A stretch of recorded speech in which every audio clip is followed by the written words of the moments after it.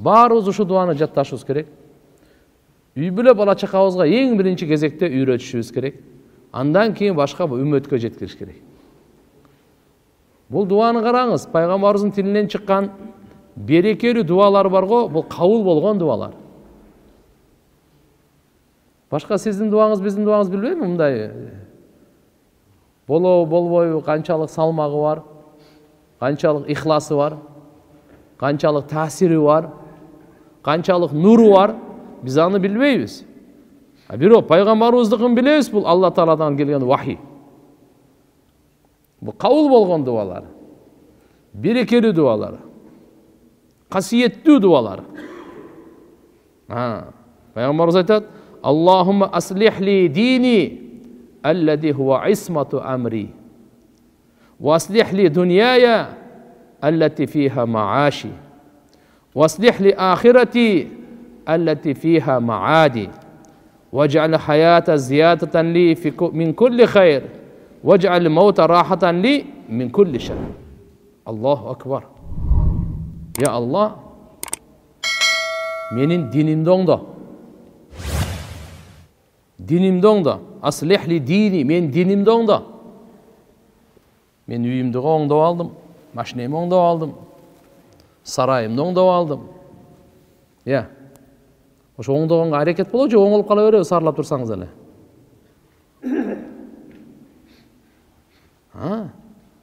Ар бир нерсени оңдогону бар.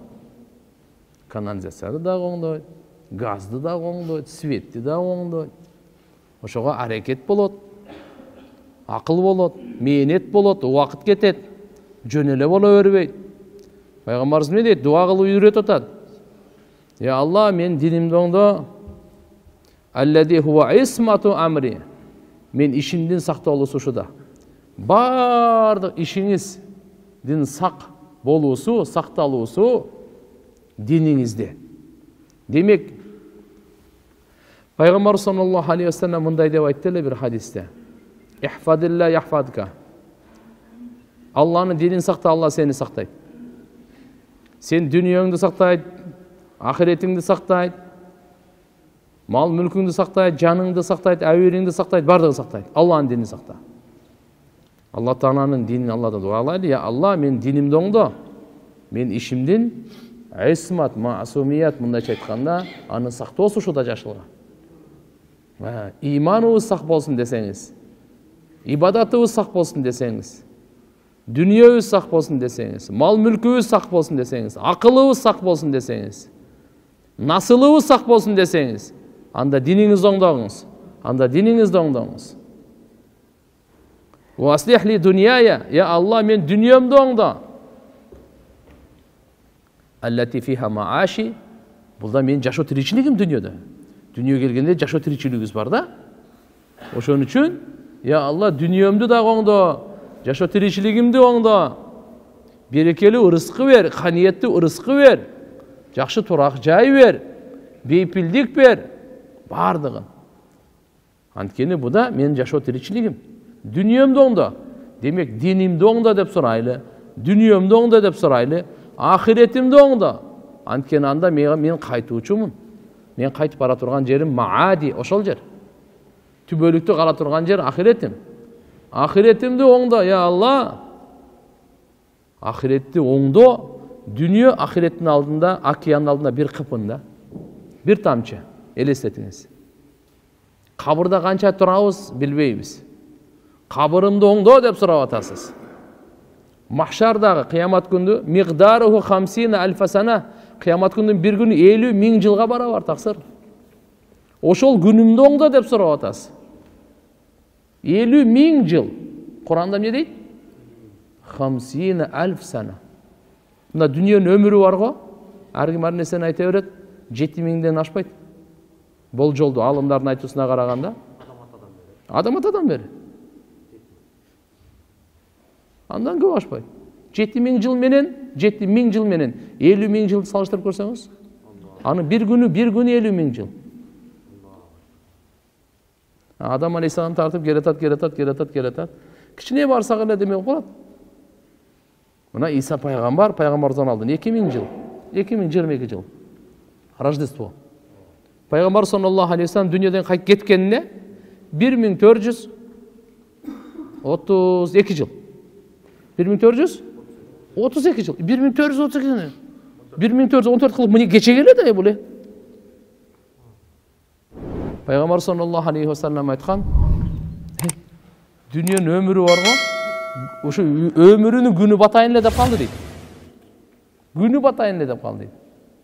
Мен менен кыямат чогуу келгенбиз дейт, мындай эле дейт. Пайгамбарыбыздын келип кетүүсү кыямат кайымдын биринчи белгиси.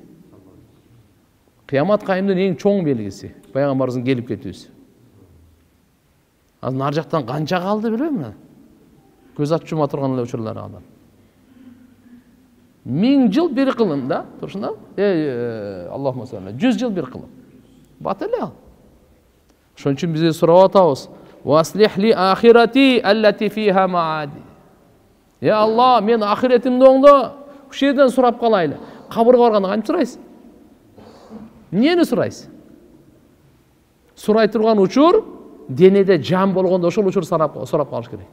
Денеден жан чыккандан кийин болду, сурай албайсыз. Сурай албайсыз. Денеден жан барбы сурап калыш керек. Чыккандан кийин сурай албайсыз.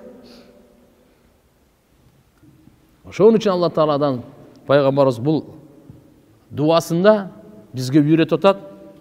Диндин оңолусун сура, дүниөнүн оңолусун сура, ахиретиңдин оңолусун сура.